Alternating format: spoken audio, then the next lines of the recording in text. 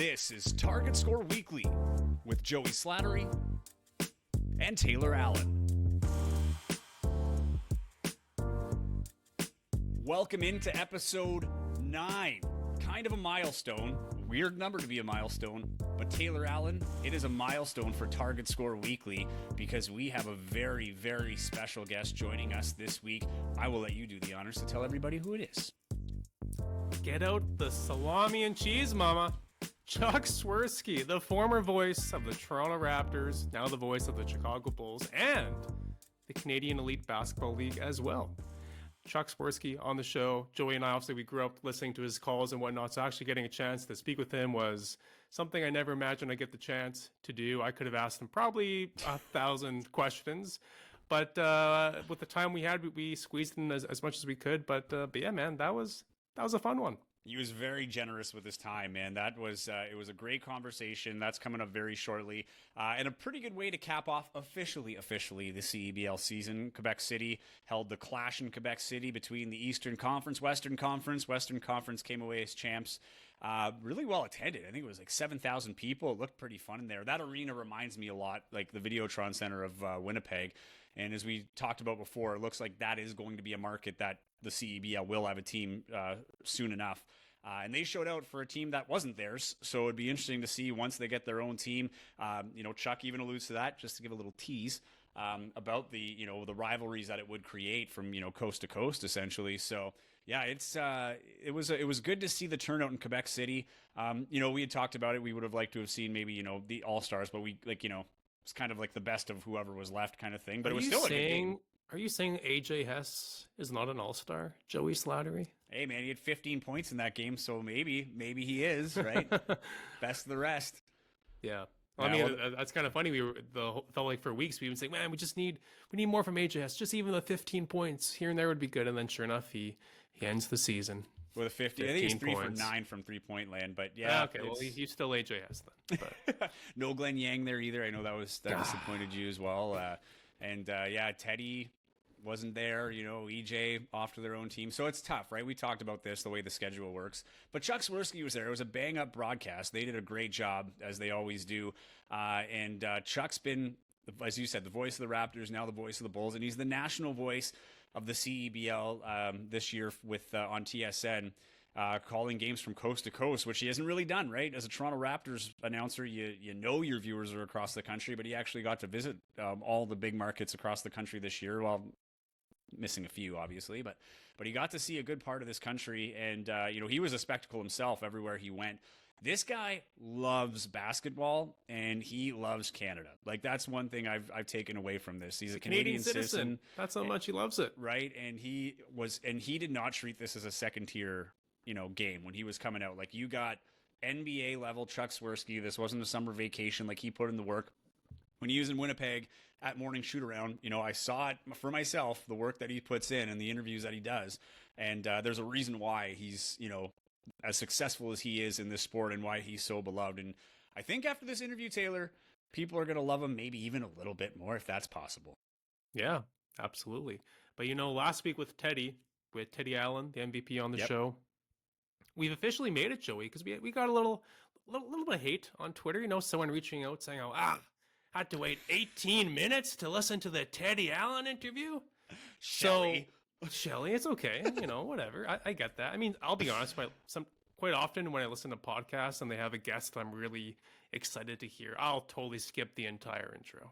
Yeah, well, we know where sometimes, we stand, not right? Not all the time. So fair enough. That's the thing. We know. This is just us talking. There's no one listening, and they go right through us. And we know where we are in the totem pole on our own show, and that's fine. If I have to take a back seat to allow guys, like Teddy Allen and Chuck Swirsky, if I have to step back to let them have their light, I mean, I have to do what I have to do. I'm a team player, Taylor, and you are too. You're the towel waver. I'm there with you. We're waving the towel, wanting the people to be their best, right? And hey, it brings us success, so we love it. There you go. We're the 11th and 12th men, end of the bench. I also wonder if that person was saying, like, hey, for people not from Winnipeg, because we're noticing huge growth in other areas, we're saying, hey, for people that are from a place that Teddy Allen's played, this is where the part you care about, Zach. But either way, we love it, man. Share away. Tell your friends, tell everybody, and have them join and have a watch party or a listening party. Just do what you got to do. We just love that we've been getting the interaction and everybody's been enjoying it. And we have plenty to go. As we said, we're going to try and keep this going throughout the winter. Talk a little Canada basketball because I want to touch on that real quick. Team Canada, hello. Man, are they killing it. They opened with a 30-point win on France and then set a whole bunch of records. Right? They're no slouch, man. They got NBA talent. They're always kind of in the thick of it. And to beat them by 30, this is a new era. This is a new era. On Winnipeg Sports Talk earlier this week, I said that that was France right here and Canada saying, okay, no, now we're the world power. Like, we are tier 1 on global basketball and like in a big way. And I think they broke France. I think France is broken basketball-wise because then they go and lose to Latvia. They're done. They're done. Did you hear what Nick Batum said? I think he said he's nervous to go back to France because they're embarrassed of their showing at the World Cup. So probably isn't that bad, there, Nick. I'm sure he can still go back home. But yeah, like just think, 10, 15 years ago, whenever, even 5 years ago, the thought of smacking a team like France by 30 was just out of the question. Like even this year, I wasn't expecting that. Like I was hoping that they'd win. Like I don't think I ever thought for a second like it's in the bag. I thought they have a really good chance of winning and maybe like a 10-point, but 30 points, and then they go and lose to Latvia. And they had the last shot too. So Latvia suddenly, with a chance to pull off something crazy, but like this was recorded before the game. Canada's playing Latvia on the Tuesday morning. So that game has not happened yet as of this recording, but either way, Canada looking poised to have an Olympic run, man. This is going to be a fun time to follow the national basketball program.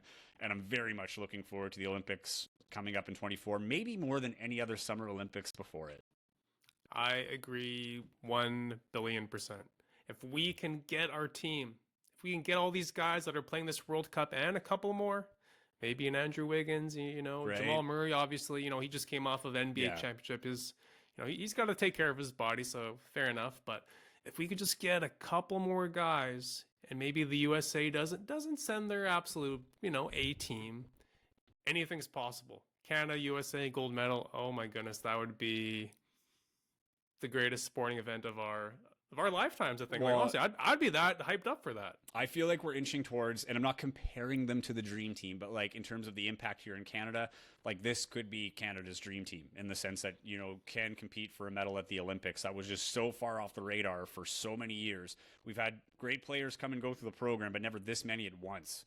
Right. And the cool thing about this, Taylor, is that we're getting to watch players. And I think we might have talked about this in other episodes. You and I have talked about it, but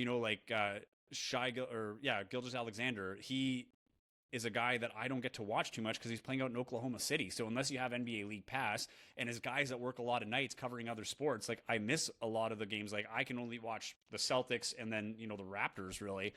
So I don't get to see a lot of these guys unless they're the national game of the week. And they do get it, but not as much as like, the Denvers and the Lakers and the Celtics and things like that. So it's been kind of cool to see some of these guys and being able to cheer for them. Like full front, right? Like these are now I'm cheering for them as on the team as well, not just for them like personally because they're playing for the country. And that's been a really, really cool thing about this tournament so far too. So, I mean, I'm already stoked and I can't wait for now the Olympics. Like once that comes around and Canada's in there and, competing for a medal, like it's hard. Once this tournament moves forward to see other teams. We're getting too excited here. We're getting a little amped up after only, 2 big wins, but it's hard not to because we've been waiting and saying this for years, right? I've never been amped. Like this is fun. Like I'm immersing myself in this fully. Like even if it falls flat in its face and we don't win a game in the Olympics, like the excitement, I'm jumping on the bandwagon, I'm getting in and I'm going full speed because who knows if it happens again. Like I'm hoping this is the building to something.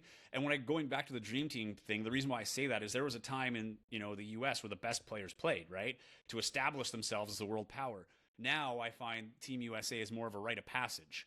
Like the younger guys getting the chance and trying to hold that torch and they're a little more motivated maybe because, they don't want to be that Team USA that didn't win.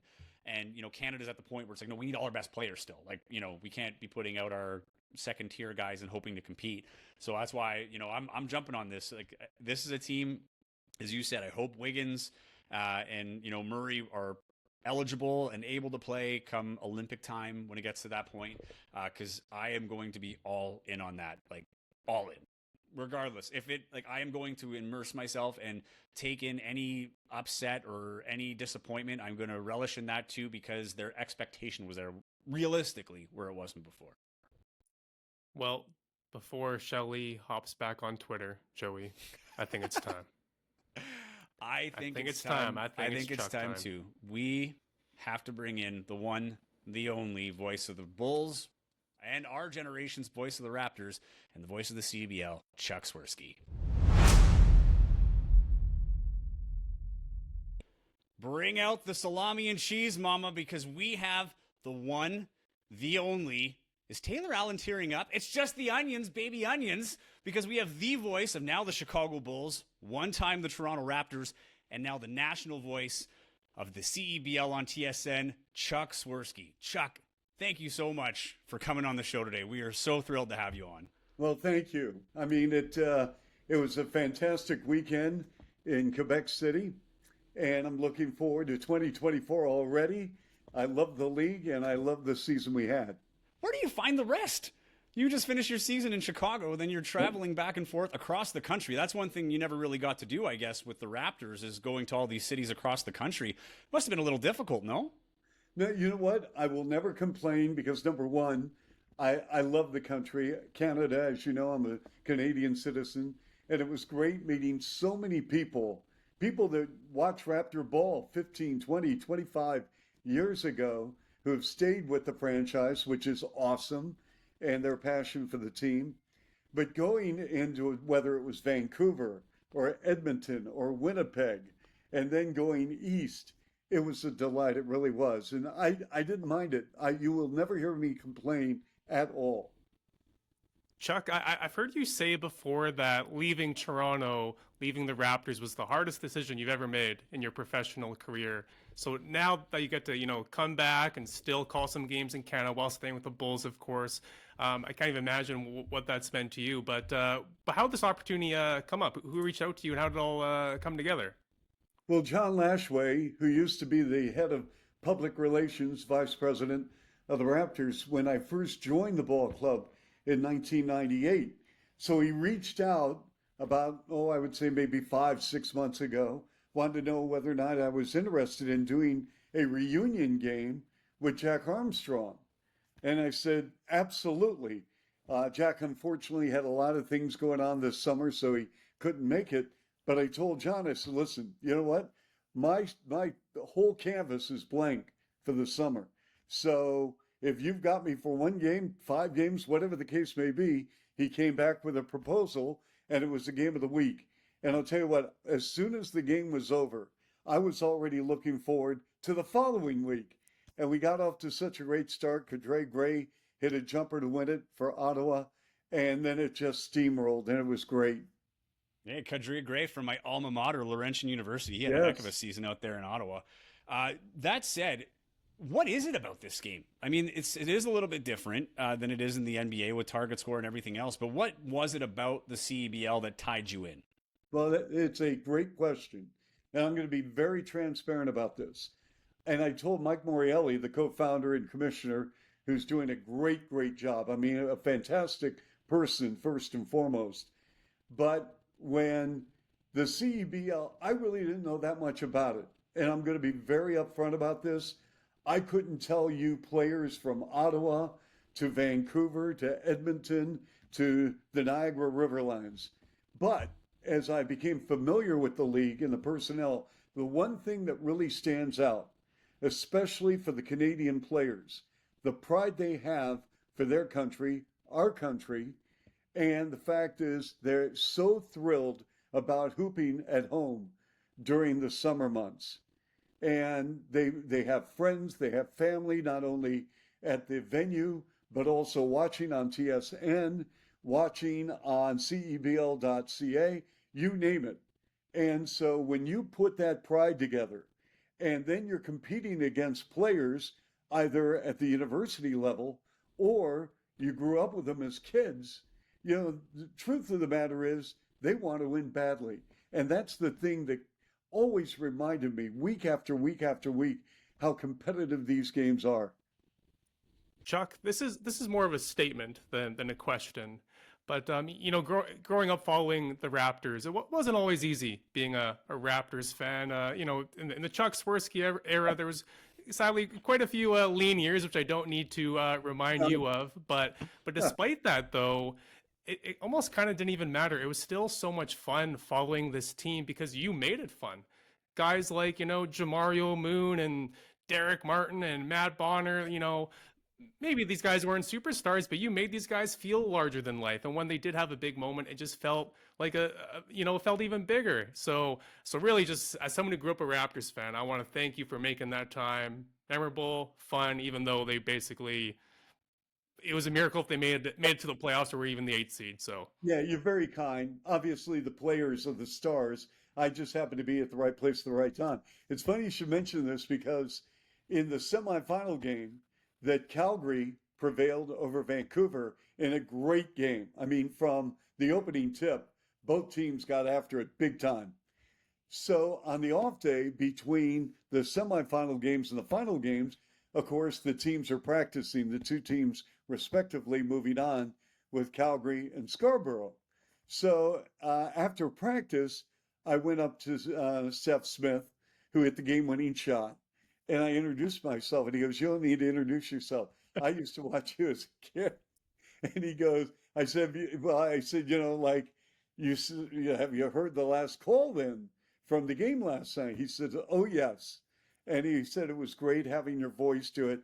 And so, I mean, those things are special to me. But what I want to do is enhance what the league is already about. I mean, I listen, this was a great invitation. I hope I'm back next year. That remains to be seen what direction the league's going to go. That's out of my control. I want to be back. I hope to be back. But, if this was just a one and done, I had a fantastic journey through learning the league, learning players, understanding things like FIBA rules, which I'm not really exposed to at the NBA level or even college level when I did DePaul and the University of Michigan, understanding target time, understanding what it goes into target time from a strategic standpoint. And I learned so much from Joe Razzo. I mean, the people I work with Joe and Paul Jones and Amy Audebert and our sideline reporters, Nikki Reyes and Heather Morrison and, Dee Balsara. I mean, they are so gifted and they know exactly what's happening. I learned so much from that group. And to be around like Joe Razzo, I call him the czar of Canadian basketball, and it's true. I mean, if you ask Joe, tell me about Meshach Lufile. Well, I'll tell you what, he loves juicy fruit gum, and he bought a pack in the 3rd grade. I mean, I'm thinking, oh my gosh, I mean, I'm exaggerating that, obviously, but I mean, he knows these players. And so I'm just like, I put the ball on the tee or the ball near the rim and I let him slam dunk it. You know what? To add on to that, to Joe Razzo, just how much he knows about it. In university, I played lacrosse, and my roommate was on the basketball team. Well, then turns out his dad, my roommate's dad, was his roommate back in university. Wow. So then I say like, oh, my old roommate Mark says hi. He's like, oh yeah, and he's like, oh, how's Snake doing? He's like, weren't they off at a camp in here? He knows everything going on with these people. I'm like, it's like an encyclopedic memory on steroids. It's crazy. Absolutely. I can talk to that guy for hours. And you know what? It is amazing. And he does a magnificent job. And I'll tell you what, having been with him for the majority of games this year, I just marveled at his basketball intelligence, the way he treats people. You will not meet a finer person, especially someone who is as passionate about basketball in Canada than Joe. Yeah. And also, I just want to tag on to what, you were talking about with Taylor there. Do you feel there's a sense of, I don't want to say responsibility, but do you welcome that kind of stewardship with basketball in Canada? Because when you were here in Winnipeg, everybody knows who you are, right? And you haven't called a Raptors game in 15 years now. Yep. But there's a whole generation that you were the voice when the Raptors really became a part of Canadian culture, right? Like the Vince Carter era when really people started getting into it. And I was very impressed with how you gave time to everybody to take pictures, and you were sharing it on Twitter and these things, and it really kind of added to the experience, as opposed to, like, take away. Like, you still put the game first. Do you feel that responsibility? Do you welcome that responsibility of being that face of Canadian basketball from that broadcast perspective? Well, I mean, I don't consider myself the face. I think the sport itself has evolved to the point, because if you remember when the Raptors first came in, usually when people attended games at Skydome and then the Air Canada Center, then known as the Air Canada Center, well, Vince, his rookie year was the first year of the Air Canada Center. And so things kind of tied in with my call of Air Canada Yeah. Carter. When he was slam dunk, Air Canada Carter. I mean, it was like, I mean, you talk about being at the right place at the right time. It was a perfect storm for Vince. Vince Sanity, or Tracy McGrady, where he shortened his last name, T-Mac to the rack, count it, and a foul, or Chris Bosh, instead of, oh my gosh, and oh my Bosh, or the Bosh pit, This uh, is nostalgia central right now. yes. Well, all I'm saying is that, so, when we would go into different cities and people would recognize me and they'd want to talk, early Raptor, or they would watch the games on TSN, to me, it's the ultimate compliment, because, listen, people are going out of their way to attend the game, to watch the game. And then if I happen to be there, it's saying, oh, that's the guy that was on TV, or that's the guy that was always promoting the Raptors or promoting the sport. So I learned as much about them and their love for basketball as they probably took from a conversation or a picture. And one thing is that it's great to have a relationship with the game itself, because the game itself is so beautiful. And you're seeing so many young kids, girls and boys, who have gravitated to the sport, who want their parents involved as coaches or helping out. And instead of handing out oranges for soccer, for example, they're now saying, hey, what can we do to enhance my son or my daughter's, basketball at grade 3? And so I just think that everything has come together. All of this, it didn't happen overnight, but the foundation is really solid, as we saw in Winnipeg, as we saw in Quebec City, as we saw in Montreal, as we saw championship weekend. People in Vancouver were great. I mean, we went to Niagara, and and then Scarborough and Brampton with the rivalry. I mean, it's crazy. And that's why I can't wait for Quebec City to get a team. Their rivalry with Montreal is going to be off the charts. It's going to be so healthy for the league. And then you're going to have Ottawa in the mix. And already out west, you can see and sense what's going on with the rivalry between a number of teams. And so I think it's going to really make this sport even better. Well, I think that Quebec one you were talking about, the cool thing about that is they haven't had that rivalry since the Quebec Nordiques left in the NHL. Right. Correct. And like that was when I was quite young. I still remember them, but I don't think I fully appreciated that rivalry.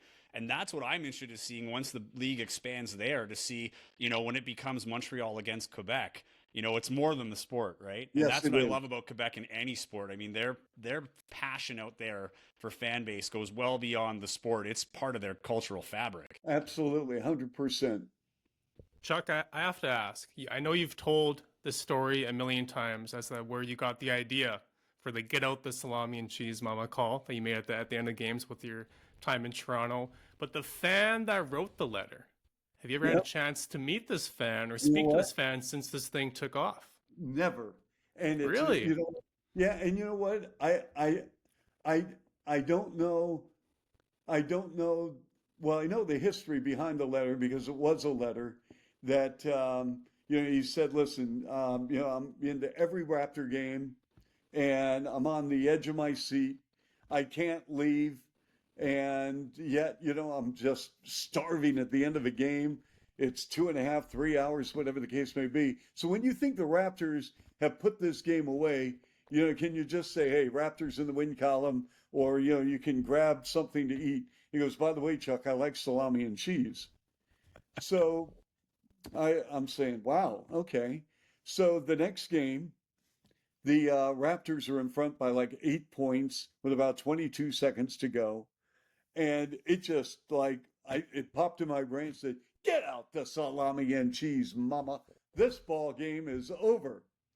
And Dan Gladman, who's actually producing CEBL, he says in my headset, where obviously the viewer couldn't listen, he says, Chuck, what did you just say? And I hit the mute button. I said, I'll let you know after the game what's going on. So the next day, the switchboard lights up, oh, the salami and cheese. And then they started bringing, signs to the game, to the point where when Sam Mitchell, before that, Kevin O'Neill, but really it was Sam during that period, when the Raptors were up big and the subs started coming in with 3 minutes to go in the game or whatever, the players would always give me a wink. Have you called it? Well, I think next time you're in Toronto, you got to find that fan. You guys got to go out for lunch, have a nice salami and cheese sandwich, Well, and now you're going to probably have 1,000 people say, "Hey, I'm that guy who." and Joey and I will be the first ones to do that. We'll have to match the signatures on the letter for sure. That said, in Toronto, as it is for most major sports, Toronto ends up being kind of the national team, right? Outside of the CFL and in the NHL, Toronto kind of stands as Canada's team for a lot of things. And, as a local broadcaster, you're kind of a national broadcaster. In that sense, I mean, what's the biggest difference when you go from a market like Toronto to a market like Chicago? Similar in size, but I imagine totally different in terms of broadcast Absolutely. consistency. Well, because honestly, I just want a good game. When I do a national broadcast, if Calgary had defeated Scarborough, Calgary wins the game. I mean, I didn't go in saying, boy, I really hope this team wins, or I would really like to see this happen, because I have a responsibility for the integrity of the game.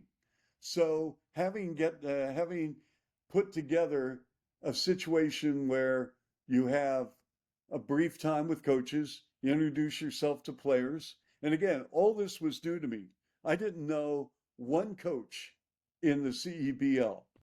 And I introduced myself, picked their brains about their ideology and their basketball foundation and where and how they saw the game, how they saw target time, for example. And so I think because of that, it actually helped me be a better broadcaster without having an agenda. Because when I was doing the Raptors like the Bulls, I've got a responsibility, and I hold myself accountable, number one, to call the game.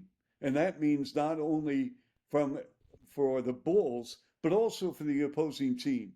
And if the opposing team makes a great play, you got to say, great play. And it never is personal, by the way, for a contest. Never. And so the way I look at the CEBL broadcast, if there was a huge play, a huge dunk, I got just as excited for Team A as I did for Team B.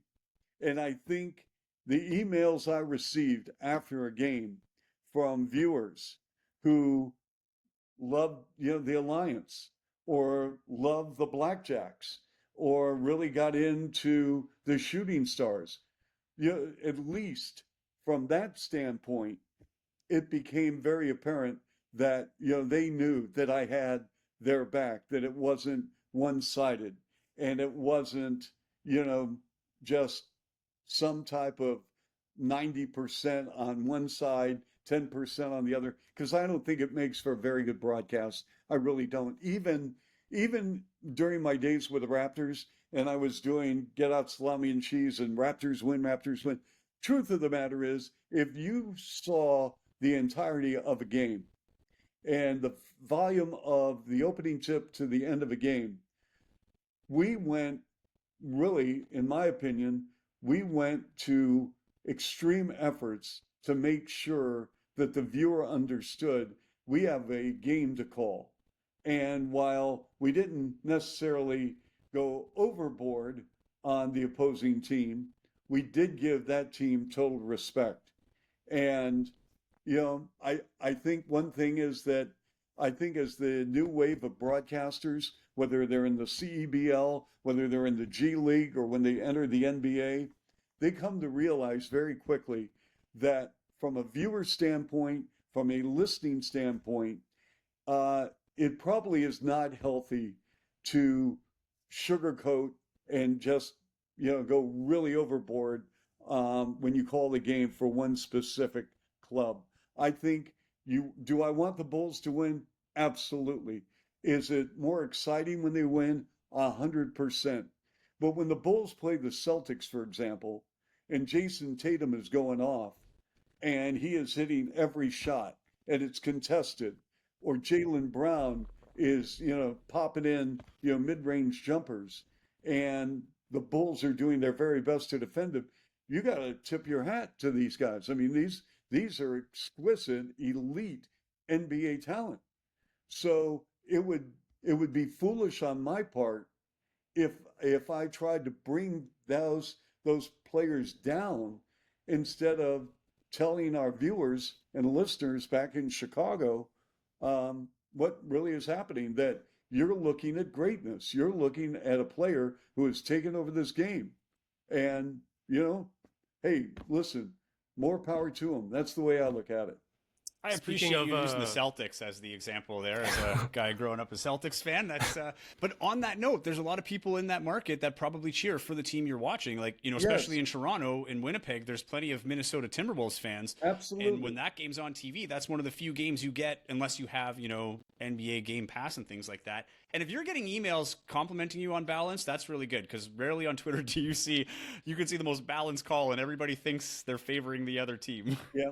No, well, and again, because this was, and listen, if I come back, and I hope to come back, and again, we talked about that, who knows, but if I come back for year two, that it'll be more of the same. I mean, to me, I walk into that venue and, we always make sure we go out of our way to let the audience know that these players are here to hoop, that they have no other agenda than to win.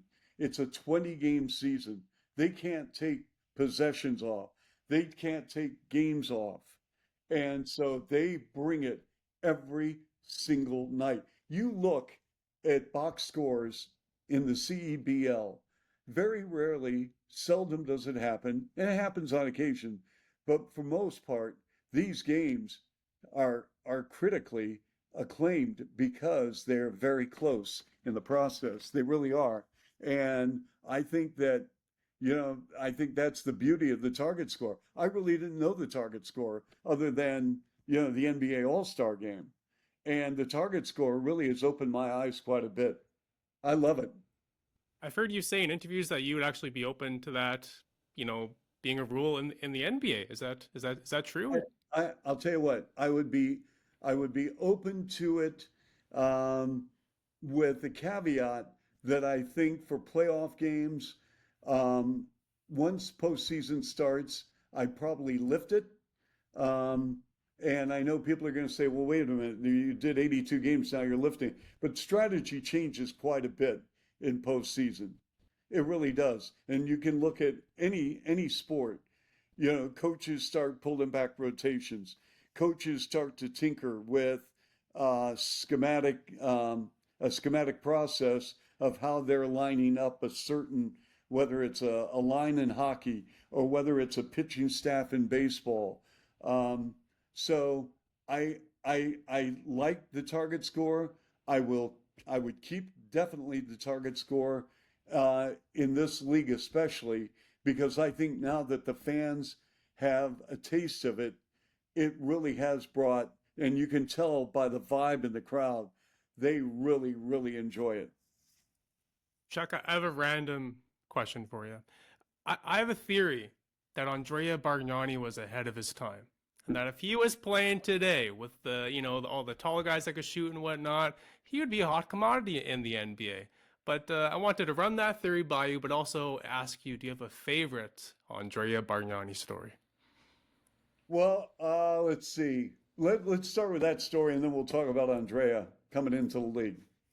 So, my favorite Andrea Bargnani story is that I believe we were in New York, and Ray Chow, the team massage therapist, who's now with Atlanta, myself and Andrea went out for dinner. And the next morning, and you can check this, I believe it was New York. I could be wrong. I believe it was New York, but don't hold me to that because it was quite some time ago. But so the next morning, we're on the team bus and I don't see Andrea. And so we get to the arena and I thought maybe he had taken the early bus, maybe he's gotten some shots, maybe he's coming on a later bus with other players. And they said, well, he had an appendectomy last night. I'm thinking, well, wait a minute. I had dinner with him. And I'm trying to think what he had, did I have, and boom. And and it's, I mean, I can tell that story with a smile. Now I you know, obviously I went to our trainer and said, listen, full disclosure, I was with him last night. And he goes, no, Chuck, you're good. This happened really early in the morning and we had to make sure something was going on. And if you remember, he missed like a month and a half. But let me tell you something about Andrea. Andrea, um, he was, a guy, number one pick in the draft.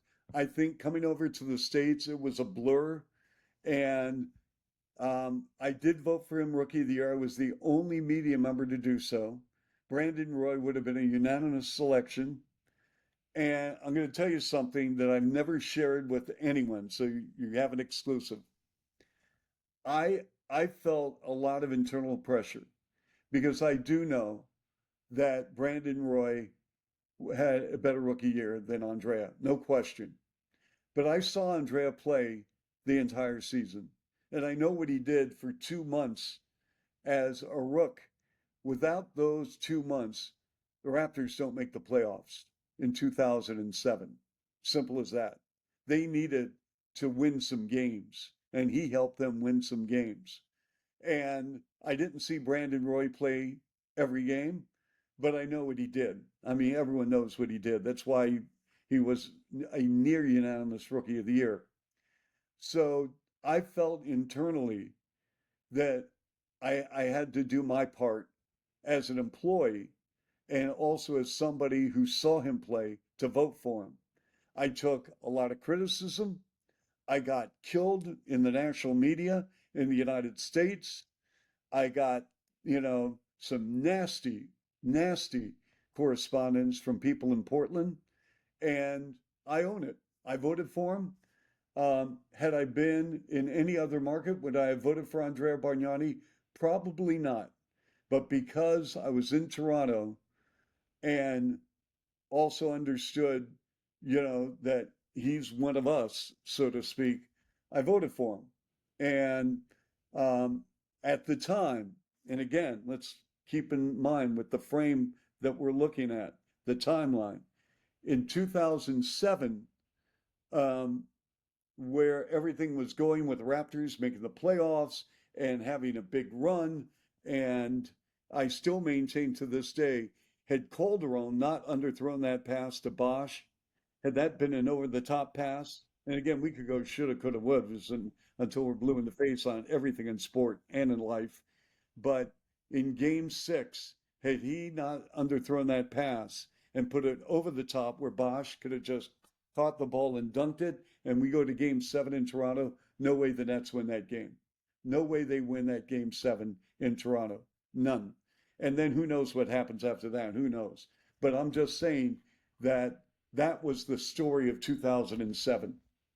That's kind of a what if like a very big what if time. Like just, from the play to both Bargnani and Brendan Roy, like the Portland Trailblazers to me, like that's the what if team of my generation. Right. Yes. You look at the Greg Oden situation, Brandon Roy, they've had so many players come in that were supposed to be game changers and just, Well, the didn't pan out. double-digit lead over the Lakers. I mean, in the playoff game, and they squandered that lead in the fourth quarter.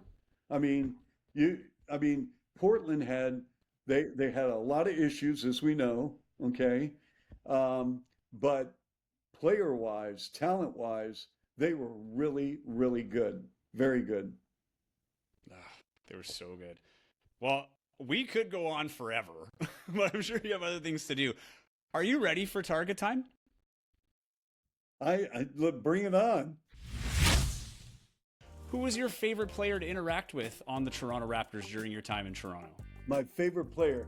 Well, that's not a very good question because I'll tell you what.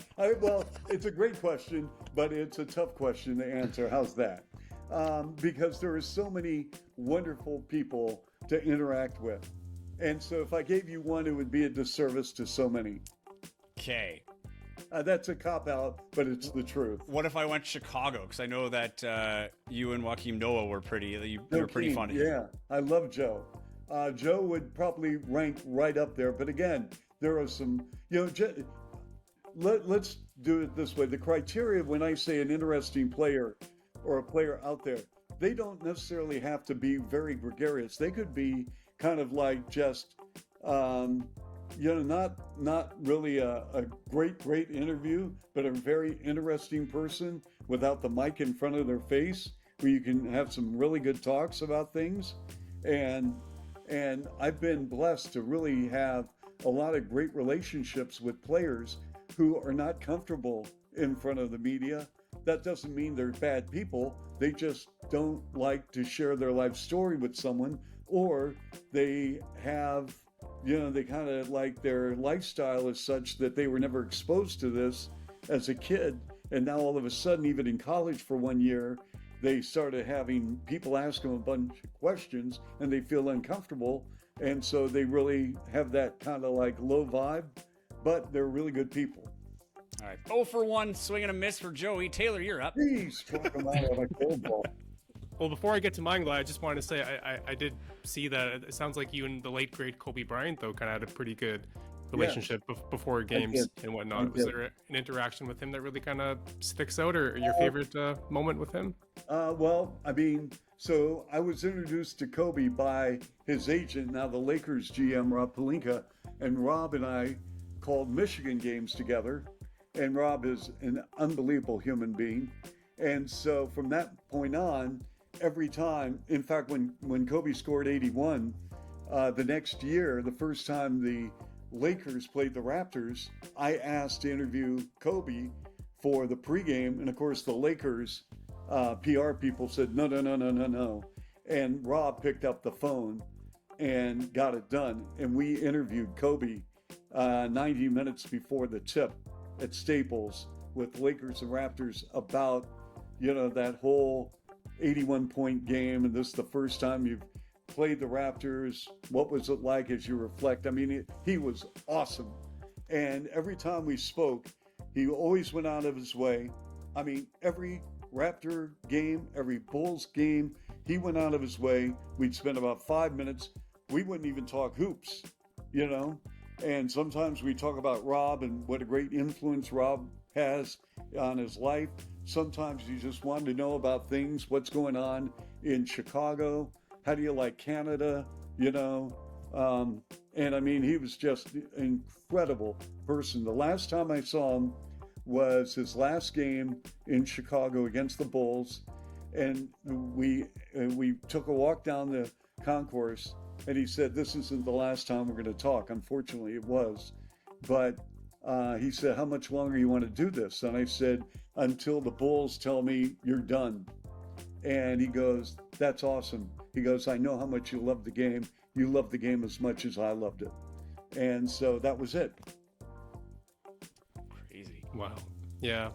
Well, I'm glad I was able to squeeze that question in there because I really wanted to ask you about that. But my first official target time question for you, though, would be, who's the most underrated Raptor of the Chuck Swirsky era? Maybe a guy who just didn't get as much love as, the guys like Vince Carter, Bosch, and whatnot. Who's the most underrated guy, you think? The most underrated Raptor, I'm going to say Alvin Williams. I think, honestly, here's the thing. I think Alvin Williams brought so much to the organization. Here's a guy. I mean, if somebody told me when Alvin Williams was playing that he would be the lead analyst on Raptor TV, I would have said, you're nuts. And it's not because Alvin wasn't intelligent or articulate or knowledgeable. He's all that and more. But when the game was over, everyone went to Vince or everyone went to other players. Alvin was very much of a mastermind. He was always thinking about the game, basketball IQ off the charts, but he wasn't one that sought the mic or publicity.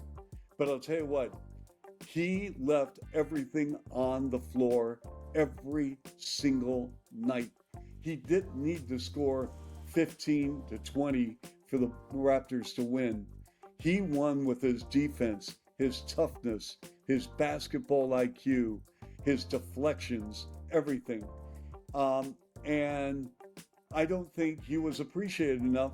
And here's what I've said this many, many times. Of course, the Raptors never took me up on it. I wish they had. I would have done a yearly award when his career had ended, the Heart and Hustle Alvin Williams Award, yearly award, that goes to the Raptor who symbolizes what Alvin Williams brought the ball club. And every year, I don't know who votes on it. I don't know, they can worry about that, but I think they should have done that. And because I really think he laid the foundation for what a Raptor should be all about. That's just my opinion. I like that. Very well said. That was a great. Listen, is he the greatest Raptor of all time? No, that's going to go to Lowry or DeRozan or Carter. That they can sort those things out. But I'm just saying, you have to keep in mind the perspective of the history of the Raptors and players who signified certain elements and moments that got the Raptors to the point where they became relevant. Because fans would watch the other team. They come into Sky Dome or the Air Canada Center. Hey, the Lakers are in town. Hey, the Bulls are in town. Hey, the Celtics are in town. And, oh, by the way, who's number 22 for the Raptors? Let me look at my program. Seriously. And so, but if you look at different players, whether it was Stoudemire who got it going early with his scoring, but then you have, Vince, and you had Tracy, and then you had Bosch, and of course then the championship season. But you get guys who brought it so much, like Alvin, and that's why I wish the franchise would have recognized Alvin for a window of time that now the history, so players who never saw Alvin Williams play, or probably you get a kid that's drafted now, they've heard of Vince Carter, they've heard of Chris Bosh, they've heard of Tracy McGrady, they've heard of Kawhi Leonard, all those things, but I want them to say, hey, tell me about Alvin Williams. Tell me, I know he's our broadcaster, did he play? And how long did he play here? And what did he do? Give these young people a history of some of the players that really made Raptor ball. Mo Peterson, okay? Mo Pete, same thing. Mo Pete, outstanding two-way player. Anthony Parker, 18 Parkerville Court. He owned the right corner. That was his thing. We're going to give you that space, and you're going to shoot the three. We're going to do a lot of draw and kicks, and just be ready to catch the ball and shoot, because that's what you do really, really well. And that's because when he would knock down three, and that's why he owned that territory, and that was his little residence, and that's why I called on the floor 18, his jersey number, 18 Parkerville Court. See, And now he's a GM somewhere. Anthony Parker's.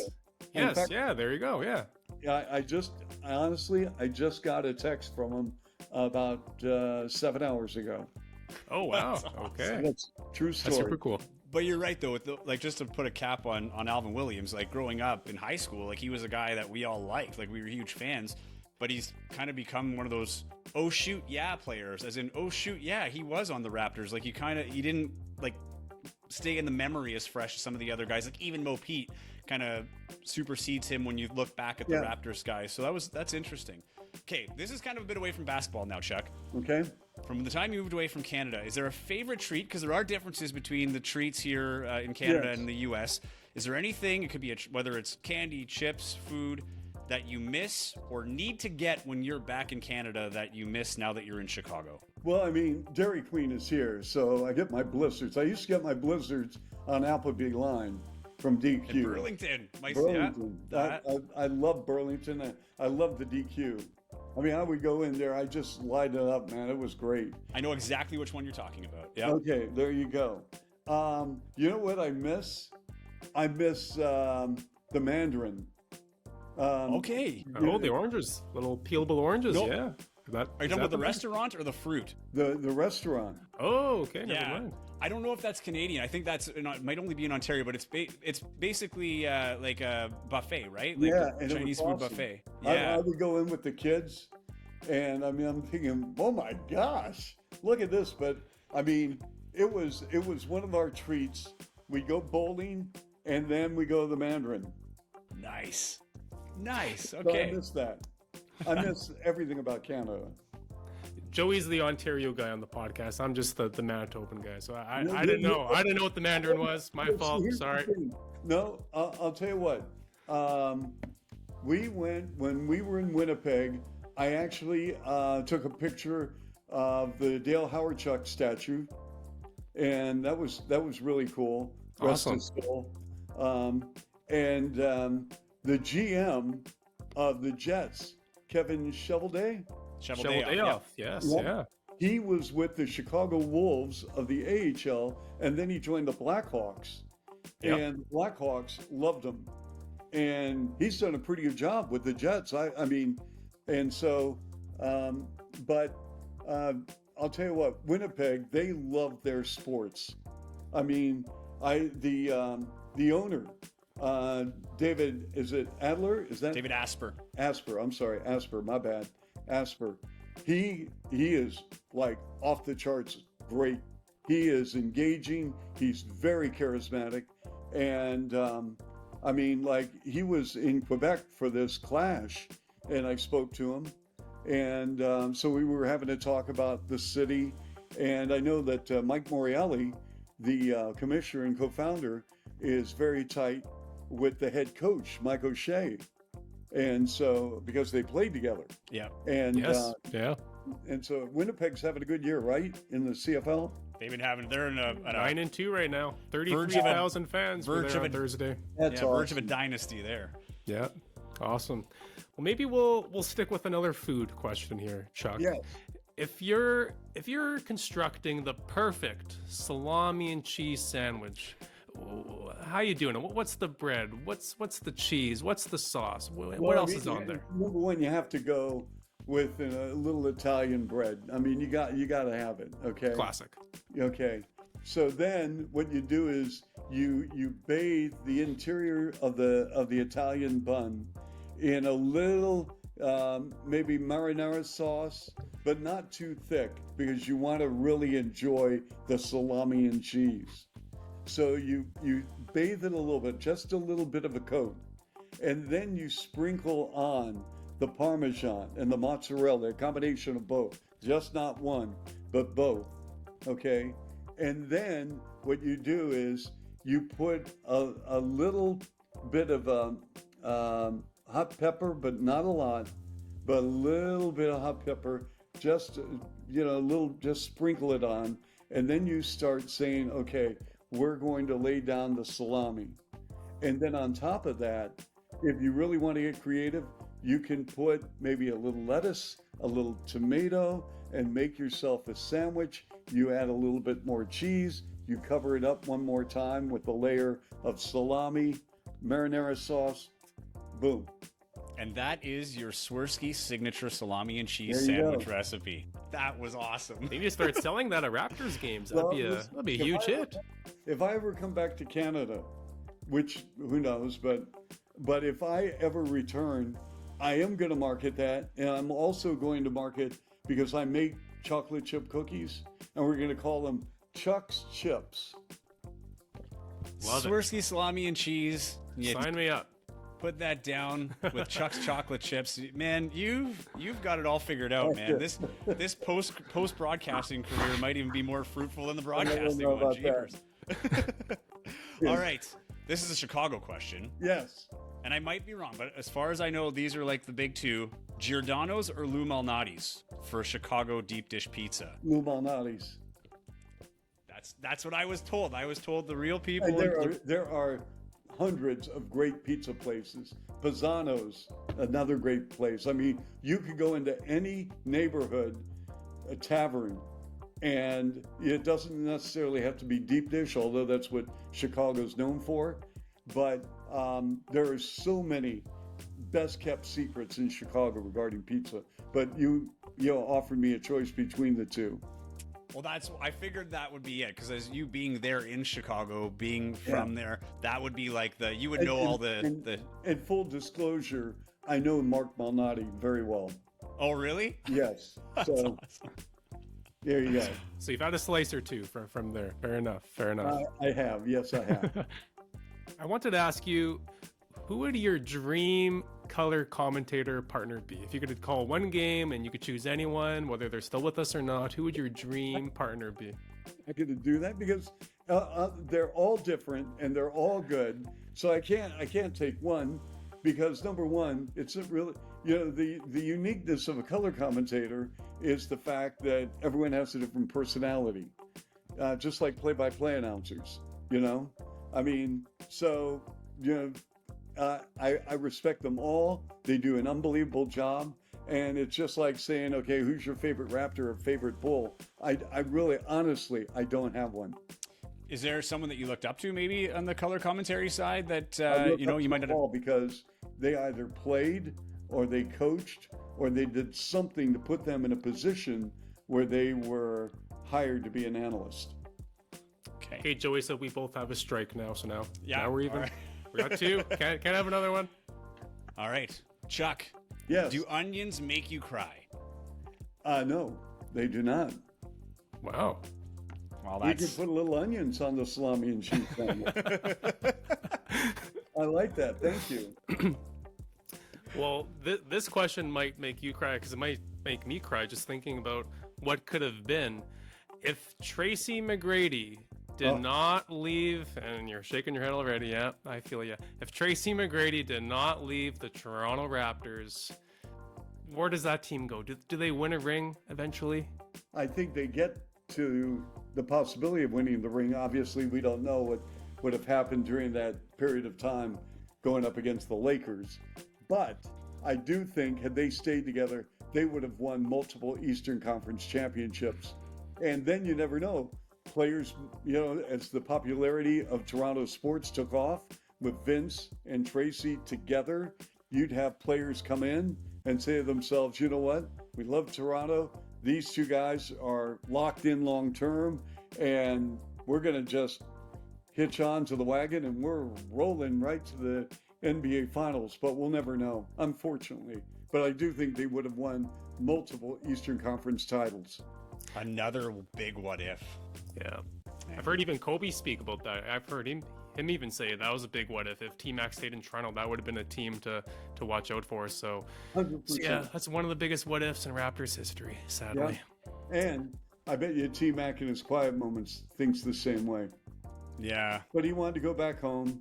And I think, his final two decisions as far as where to go, it was Chicago and Orlando. And at that point, Orlando was bringing in Grant Hill. And then, of course, Hill had the ankle injury and wasn't a factor. And Tracy basically, looked around and said, I'm heading to Houston. And all I can tell you is his second season, especially we got swept by the Knicks in the first ever playoff appearance by the Raptors against New York. They lost 3-0. But let me tell you what, that set the foundation for McGrady's career. And I mean, just to see Tracy McGrady play and do what he did, and it was unbelievable. I'll tell you, his first year didn't play a lot. Second year, we went 23-27 in the lockout year. Third year, when we went to the playoffs, his third year, and then he was a free agent. In those years, you were a free agent after 3 years. And so we'll never know. Well, my last question, Taylor actually stole during the interview process, so I'll go to my backup. You stole a question from me last week with Teddy, though, so I don't feel like that. So now we're even. I like the internal bickering that goes on. You're not going to edit this out, are you? No, it's a weekly thing. It's a weekly thing. Okay, yeah. So since you took away my target score question, I guess we'll go with, what's the biggest difference between life in Toronto and life in Chicago for you? Let's see. The biggest difference between, well, you don't have Donald Trump.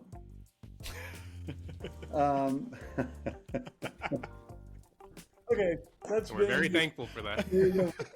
On that note, ladies and gentlemen, we'll say that's a wrap. Who is that guy? I don't even know who he is. Oh, yeah. Well, before we wrap, though, we do have our 10th and final one, not Donald related. If you were building the all-time Raptors starting five, sorry, I'm kind of putting you on the spot here, but if you're building the all-time Raptors starting five, Chuck, who is it? Well, how about just the 5 best players? Sure, that works. Yeah. That's what we're going to see next year. In the NBA, you just take the 5 best players instead of an all NBA, center forwards, whatever. So, I mean, you have to take the obvious, right? You got to take DeMar and Kyle Lowry. Got to take those 2 to start, okay? And then after you get those 2, to me, you have to take Bosh, and you have to take Vince, and you have to take McGrady. McGrady, okay. McGrady, Carter, wait a minute, Carter, Bosh, right? Yeah. DeMar, along with Kyle Lowry, and the 5th person, who did I say? I said the McGrady. 5th. Yeah, I'm not sure. Second thought, probably not McGrady. My question is, like, I can't put Kawhi Leonard, although without Leonard, I don't see. Here's the thing: do I think the Raptors win the title without Kawhi Leonard? And my take is this: I think DeMar DeRozan wins that championship. Yeah, I do. I really do. I love DeMar. I can't. DeMar's headed to the Hall of Fame, and people can say Kawhi Leonard. Okay, well, how many games did he play? And now he showed up, he hit that shot, but that ball bounced around the rim. If he doesn't hit that shot, then what happens? Yeah. So I don't know. I mean, there were a lot of really, in between players, we're missing a lot of players. So well, that's the tough part, right? Because even Kawhi Leonard, there is that argument that people will say he is the greatest because he is the determining factor that changed to that. And I don't know. I think with the one thing for that that I liked about that move was it was tough for fans because everybody loved DeMar DeRozan. The guy wanted to be a Raptor for life, and was really immersed himself in the organization. But that was the one big move that the Raptors did where it was like, we have to make a hard decision to be a championship team. And I think that was my biggest knock on them before that was there wasn't that championship caliber to it. There was something missing. Oh, no, listen. And Masai, you want to mess with Masai because this guy is all about winning. And it's a business, I get it. And he made a very bold move, and it was very unpopular, but it worked. And so, right now you got the Larry O'Brien Trophy in Toronto.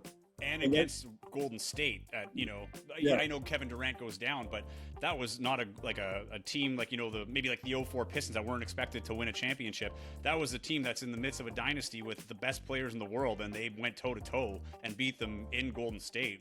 That was like that championship was earned. I have to say by the organization for sure. But with that said, though, as exciting and as amazing as it was to see Toronto win, one of my first thoughts was, oh man, DeMar. Like for years, right? The first 20 years of the franchise history, it was okay. The Raptors get a star, then the star leaves, and then we get one in DeMar, and he's the one guy that says, no, I want to stay here. I want to play my whole career here. And then that's the guy that they send packing. It's kind of felt like they had to sell their soul to the devil almost in a way to get that ring and make a trade and send him out of town. So it was a little bittersweet in that regard. But Kawhi, the 1 year that he did have in Toronto, I mean, my goodness, that's something we'll be talking about forever. So, but yeah, I see both sides for sure. Yeah, absolutely. Well, this has been fun. Thank you. Yeah, we took the long way around, but that does conclude Target Time. There's no clock and target time, right? So maybe that's the difference between rapid fire. But Chuck, thank you so much for taking the time, and we could have talked to you for hours. Thank you for carving out the time that you did. We do hope you're back next year, because it's been fun to have you back on the broadcast here in Canada and hearing it for our league, which is something that Taylor and I have talked about.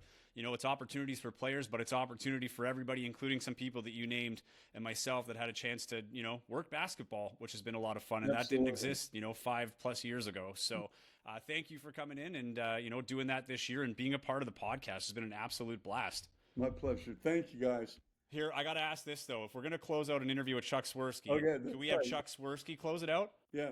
Get out the salami and cheese, mama. This podcast is over. That was the greatest 5 seconds ever.